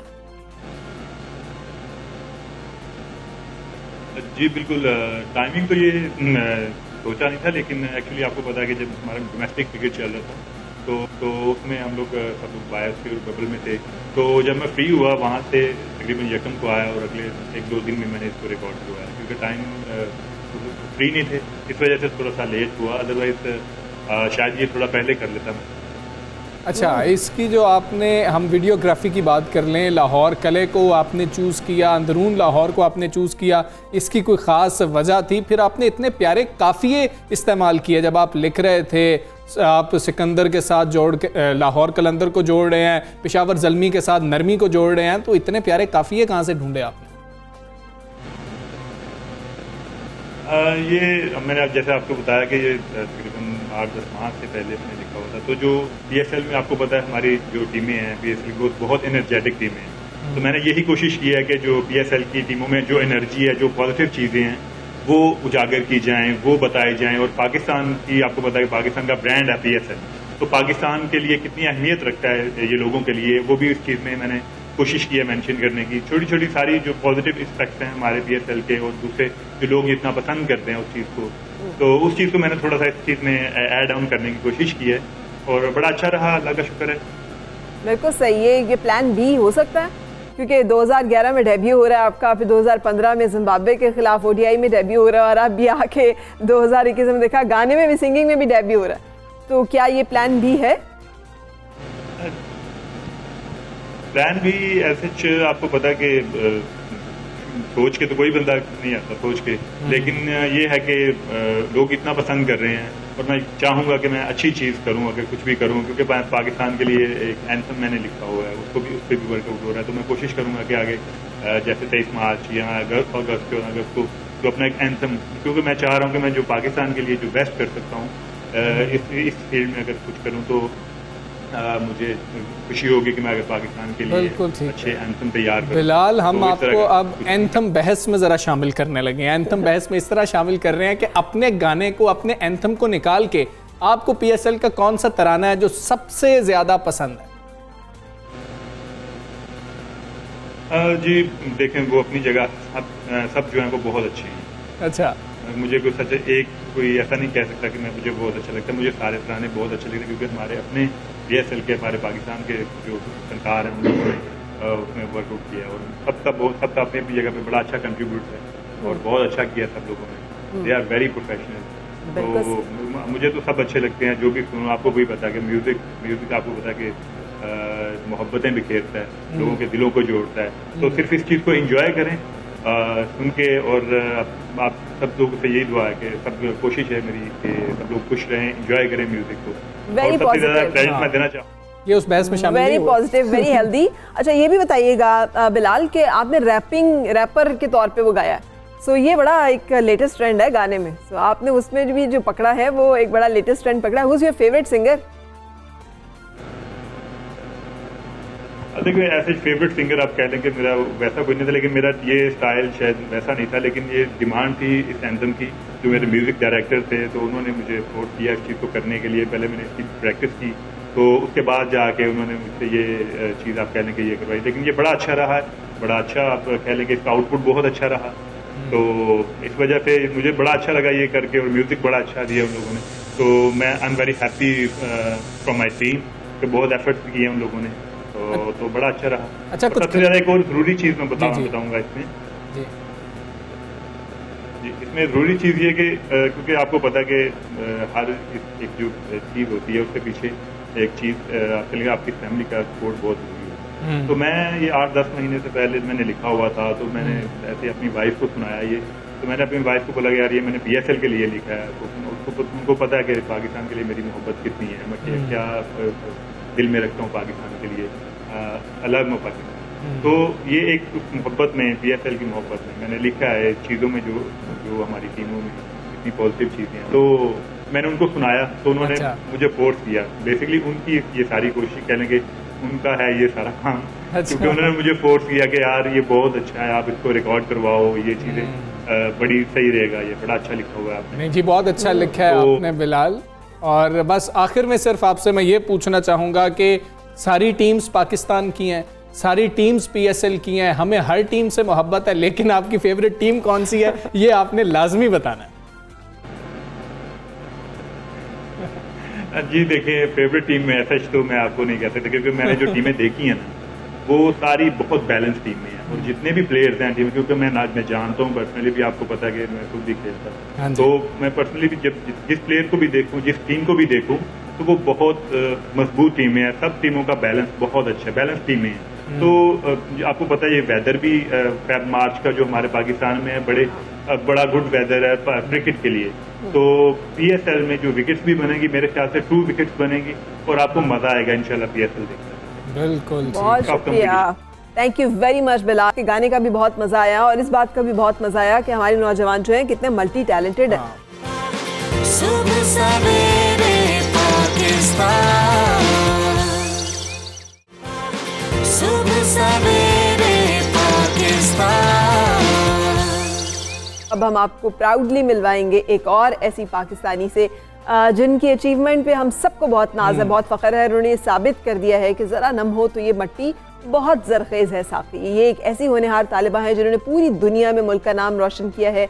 ज़ारा नईम डार की हम बात कर रहे हैं जिन्होंने association of chartered certified accounts के दिसंबर 2020 के इम्तहान में पूरी दुनिया में सबसे ज़्यादा नंबर लिए हैं। और ACCA की हम बात कर रहे हैं। आप सोशल मीडिया पर इनसे मिल चुके हैं, इनकी तस्वीर आप कंपैरिजन के तौर पर देख चुके हैं, लेकिन जिस चीज़ का कंपैरिजन नहीं बनता हम उसका किसी से कंपैरिजन नहीं करेंगे। हम डायरेक्टली ज़ारा से बात करेंगे, आपकी मुलाकात करवाएंगे। अस्सलाम वालेकुम, कैसी हैं आप? खैरियत हैं? अस्सलाम वालेकुम, आप कैसे हैं? बिल्कुल सही। ज़ारा मैं तो हैरान होगी क्योंकि अकाउंट्स एंड फाइनेंस एंड ये ज़रा ज़्यादा मर्दाना शोबे समझे जाते हैं।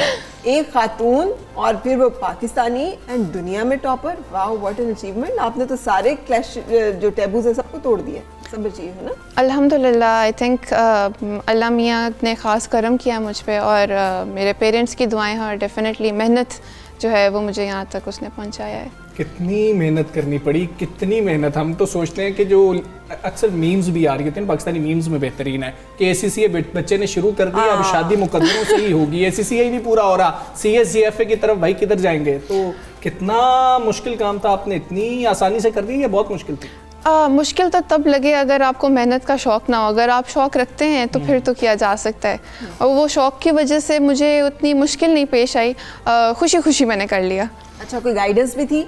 क्योंकि ये सब्जेक्ट जैसे हमजा कह रहे हैं फंस जाते हैं इसमें, और बहुत ही बुरा फंसते हैं, फिर धक्के भी लगाते रहो तो पेपर रह जाता है और वो नहीं निकल रहा होता। वो जो फंसने की वजह होती है ना, वो डिमोटिवेशन होती है मेरे ख्याल में। अगर आप एक दफ़ा फेल कर जाएं कोई बात नहीं, आपको डिमोटिवेट नहीं होना चाहिए। एंड वो चीज़ थोड़ी लैक करती है कि मोटिवेशन जो है ना हमारे जो स्टूडेंट्स होते हैं ACCA के, उनमें थोड़ी ये कम होती है, जिस वजह से वो फिर दे लीव ACCA। लेकिन अगर आपको गाइडेंस मिल रही, जिस तरह मुझे अपने ट्यूटर्स से बहुत अच्छी गाइडेंस, उन्होंने बहुत अच्छी मुझे सपोर्ट की, तो और इंटरनेट पे आपको ACCA के आर्टिकल्स वगैरह हर चीज़, अगर आप स्टडी टेक्स्ट हर चीज़ कर लें तो आई थिंक इट्स अचीवेबल। अच्छा, आपका बैकग्राउंड था अकाउंटिंग, ऑडिटिंग, फाइनेंस, बहुत मुश्किल चीज़ें हैं। ऑडिटिंग में जब आप लिख रहे होते हैं तो आपको लग समझ जाती है, बहुत मुश्किल सब्जेक्ट है, मैंने भी पढ़ा था, बड़ी मुश्किलों से पास हुआ था। आपने क्या किया, कितना मुश्किल था? मेरे लिए भी ऑडिट अभी तक सबसे ज़्यादा मुश्किल था, लेकिन जो फाइनेंशियल रिपोर्टिंग सब्जेक्ट है जिसमें मैंने टॉप किया है वो मेरा अभी तक का सबसे ज़्यादा फेवरेट सब्जेक्ट रहा है। उसके अंदर क्योंकि मुझे नंबर्स के साथ खेलना बहुत पसंद है, नॉट मैथ्स लेकिन अकाउंटिंग में नंबर्स के साथ मुझे वो कैलकुलेशंस एंड हर चीज़ की ये क्यों हो रहा है, ऐसे क्यों है, सो इंटरेस्ट की बात है। जिन बच्चों की बैलेंस शीट नहीं लेवल हो रही होती दोनों तरफ से, वो क्या करें बेचारे, कितनी मेहनत करें, गाइडेंस कहाँ से लें? ये बहुत अच्छी बात है ACCA कि आपकी बैलेंस शीट बैलेंस नहीं भी हो रही ना, फिर भी आपके नंबर नहीं कटेंगे उस चीज़ के। नहीं, वो आपको जो पॉइंट आपने ठीक लिखे है उसके आपको मार्क्स मिल जाते हैं। तो आपने कितने घंटे पढ़ा, कैसे पढ़ा और क्यों पढ़ा? मतलब इतनी मेहनत करने की क्या ज़रूरत थी? Really good question. सितंबर में एक हैं मोहम्मद अब्दुल्ला, उन्होंने स्ट्रेटेजिक बिजनेस रिपोर्टिंग के अंदर ग्लोबली टॉप किया था। वो आई थिंक पाकिस्तान से ही हैं वो। उनकी जब मैंने वो पोस्ट देखी ना उनके बारे में, सोशल मीडिया पे काफ़ी उनके बारे में आया था, तो I was really inspired by him. और मैंने ये एम किया था कि मैंने भी आगे प्रोफेशनल एग्ज़ाम्स में कभी ना कभी तो ये करना है। एंड हु न्यू के आगे मेरे साथ दिसंबर में खुद मेरे साथ ये हो जाएगा। That was initially my aim, लेकिन अच्छा मेरे साथ ये हो जाएगा, जैसे कि ना इतनी पॉजिटिव चीज़ है कि मेरे साथ ही हो जाएगा। पेरेंट्स जो है ना कभी खुश नहीं होते, बच्चा जितना मर्जी ज़हीनो कहते हैं कि हमारे बच्चे जो हैं वो तो कुछ नहीं करते हैं, हमें इनसे कोई उम्मीद नहीं है, तुम देखो फलां के नंबर इतने आ गए। आप वो वाली बच्ची थी कि जिसकी वजह से पूरे मोहल्ले के बच्चों को डांट पड़ती थी, या फिर कुछ मुख्तलिफ था? पेरेंट्स जो थे वो नहीं इतना करते थे कि अच्छा ठीक है नॉर्मल सी बात है, तुम अगर नंबर ले लेती हो तो क्या? नहीं, मेरे पेरेंट्स काफ़ी ज़्यादा इजी गोइंग है इस मामले में। मेरे फादर स्पेशली, वो तो मुझे कहते थे कि अच्छा आज बारिश हो रही है, स्कूल ना जाओ, कोई बात नहीं, छुट्टी कर लो, फेल हो जाओगे ज़्यादा से कोई बात नहीं। तो उन्होंने मुझे इतना इजी छोड़ा हुआ था, तो मुझ में वो खुद सेंस ऑफ रिस्पॉन्सिबिलिटी बिल्ड हुई, आई थिंक। Very good. अच्छा, ये सेंस ऑफ रिस्पॉन्सिबिलिटी सिर्फ आप में ही है? सिबलिंग्स का क्या सूरत हाल है? अब वो भी आपको देख के उनकी कितनी शामत आई हुई है? नहीं, वो तो अपनी पढ़ाइयों से फारिग हो चुकी हैं। एक मास्टर्स हैं, एक बैचलर्स इन बिजनेस हैं, तो वो तो खुश हैं कि हमने पढ़ के साइड पे कर दिया, क्योंकि अब तो ये ऑब्वियसली फिर कंपैरिजन वाली चीज़ आ जाती है। कज़न कितने नाराज़ हैं आपसे इस वक्त कि उन बेचारों के साथ जो होने जा रहा है आगे? नहीं, सब बहुत ज़्यादा खुश हैं। वो बिल्कुल टिपिकल वो फैमिलीज वाला वो है ही नहीं, चक्कर नहीं। नाराज इसलिए हो गए ज़रा, ये क्या कर दिया तुमने, अब हम लोग इतने नंबर किधर से लेके आएंगे? अच्छा ये बताइएगा, ACCA का करियर पाथवे क्या है और आपने क्या फाइनली क्या डेस्टिनेशन है, क्या करना है? करियर पाथवे इसमें यह है, जब आपका ACCA कंप्लीट हो जाए तो आप you have to do 3 years of articleship, ठीक है? वो आपको एक्सपीरियंस गेन करने के बाद फिर you can work anywhere as an ACCA member. तो मेरा भी यही है कि मैं आर्टिकलशिप अपनी स्टार्ट करूँगी इंशाल्लाह इस ईयर एंड से, जब मेरा ACCA कंप्लीट हो जाएगा। And then from there on I will see कि इंशाल्लाह किसी अच्छी फर्म में I either work for them, और फिर विद टाइम जब मैं एक्सपीरियंस वो गेन कर लूँगी तो I will start my own. कितना अच्छा लग रहा है, ऐसा रिस्पांस आ रहा है। असद उमर साहब जैसा जो शख्स है वो भी आपके बारे में बात कर रहा है, आपको मुबारकबाद दे रहा है, कह रहा है पाकिस्तान के लिए फ़ख्र है। कितना अच्छा लग रहा है। आपको नींद आ रही है खुशी से? बिल्कुल भी नहीं मैं बिल्कुल नहीं सो पा रही, मुझे बहुत ज़्यादा खुशी है, और मुझे अब जाकर यकीन आना शुरू हुआ है इस बात पे कि वाकई में मैंने ऐसा कर दिया है। बहुत बहुत ज़बरदस्त बात है, इसलिए कि पाकिस्तानी अगर इतने एक्साइटेड हैं तो आप तो एक्साइटेड होनी चाहिए, बहुत ज़्यादा लग नहीं रही हैं। मुझे लगता है बड़ी कंपोज किस्म की पर्सनालिटी है, जो कि बहुत ज़्यादा नहीं, इतना खुशी से चीखें नहीं मारती। फर्स्ट रिएक्शन क्या था जब पता चला? नहीं, तब मैंने चीखें मारी थी, तब मैंने छलांगे भी मारी थी। मैं अपने पेरेंट्स के पास गई और मैंने उन्हें बताया, उन्हें यकीन नहीं आ रहा था। वो कहती ये क्या बात कर रही है, ये तुमने कर दिया? हाँ, ये कैसे हो गया तो लेकिन अल्हम्दुलिल्लाह बहुत आपकी अपनी चॉइस थी कि आप ACCA करना चाहती हैं, या आपको वालिद ने कहा कि देखो ये अच्छा है, इसमें नौकरी अच्छी मिल जाएगी, पैसे भी अच्छे मिलेंगे? नहीं, अल्हम्दुलिल्लाह मेरे वालिद साहब ने तो कभी भी किसी चीज़ में भी मुझे नहीं कहा कि आप इस चीज़ में जाएं। वो तो मुझे कहते थे आर्ट्स में जाना है, आर्ट्स में जाओ, डॉक्टर वो बनने को नहीं कहते थे मुझे, उन्होंने कभी इंकरेज नहीं किया, कहते थे पूरी ज़िंदगी पढ़ती रहोगी, थक जाओगी, ज़िंदगी जीना छोड़ दोगी। वो new accountancy would be difficult as well, लेकिन वो क्योंकि मुझे पसंद थी तो मैंने फिर खुद पिक की। बहुत पॉजिटिव हैं आप, और ज़रा आपने पूरे पाकिस्तान का नाम रोशन किया, बहुत शुक्रिया। आप सबसे सवेरे पाकिस्तान की हमारी मेहमान बनी, और पाकिस्तानियों ने मीम बना के जो है ना कमाल कर दिया है, और हमारी खुशकिस्मती कि हम ज़ारा से मिल सकते हैं। हाँ बिल्कुल, it's a proud moment for all of us. बहुत कॉन्ग्रेचुलेशंस 3 हवालों से। नंबर 1 पाकिस्तानी होने के हवाले से, दूसरा खातून होने के हवाले से, और तीसरा एक ऐसी यंगस्टर होने के हवाले से जिसने इस दौर में हमें ये बताया है कि अभी भी सही काम जो करने का है वो ये है जिससे कि आप बिल्कुल ऐसा ही कंट्रीब्यूट है। कर सकते हैं। So thank you very much for all the three, thank you. हाँ, तो फरा ये बड़ा वैसे मुश्किल सब्जेक्ट्स हैं, अब आप सोच समझ के वैसे इनको चूज़ कीजिएगा और मेहनत आपको बहुत करनी पड़ेगी अगर आपने ज़ारा का रिकॉर्ड तोड़ना है। हम उम्मीद करते हैं कि आप मेहनत से काम करेंगे और ज़ारा के जो कज़न्स हैं, जो बाकी सिबलिंग्स हैं, वो परेशान नहीं हो रहे होंगे, बड़े खुश होंगे। जिस तरह हमें ज़ारा ने बताया, मेरे किसी कज़न के नंबर आ जाते, मेरे साथ तो एक महीना इतनी बुरी होती कि वालिदैन कहते देखो तुम तो पढ़ नहीं रहे, तुम तो अब ये कर रहे हो, तुम तो वो कर रहे हो। पेरेंट्स ऐसे करते हैं। बिल्कुल जी, हम दोनों को इजाज़त दीजिए, अपना बहुत ख्याल रखिए। हो सकता है कि रात में भी धुंध पड़े, तो लाजमी अपना बहुत ख्याल रखिएगा सफ़र करते हुए भी। इंशाल्लाह कल मिलेंगे, उस वक्त तक के लिए इजाज़त। अल्लाह हाफ़िज़। अल्लाह हाफ़िज़।